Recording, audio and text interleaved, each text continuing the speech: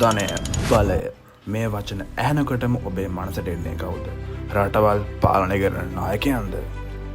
VVIP minute අද ගෙනෙන්නේ ලෝකයේ ධෛර්යය රහසින් තීරණය කරන ඒත් අප බොහෝ විට නොදකින සැබෑ බලවතුන් ගැනයි.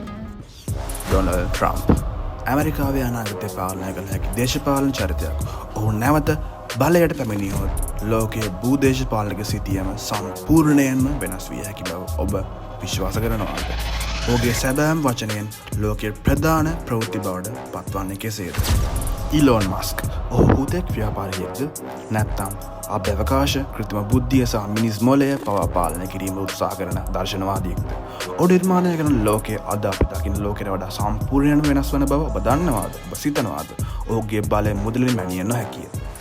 ජෙරෝම් පවෙල් බලය මූලාශ්‍රය ආර්ථිකය රජු ඇමරිකානු ෆෙඩරල් සංචිත බැංකුවේ සභාපති. ඔහු පොලි අනුපාතය තීරණය කිරීම මගින් මුළු ලෝකයේම මූල්‍ය වෙළඳපොළ උද්ධමනයට සහ මුදල් වල වටිනාකමට ඍජුවම බලපානවා.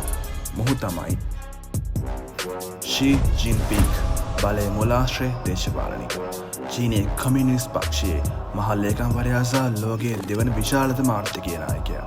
ඔහුට චීනයෙන් මිලියන 1400ක ජනතාවගේ ජීවිත කෙරෙහි පමණක් නොව ගෝලීය වෙළඳාම තාක්ෂණයෙන් සහ භූදේශපාලනය කෙරෙහිද අසම සම බලයක් තියෙනවා. මේ වගේ වීඩියෝස් වලින් දෙකටම එකතු වෙන්න Facebook ෆලෝ කරන්න, YouTube subscribe කරන්න.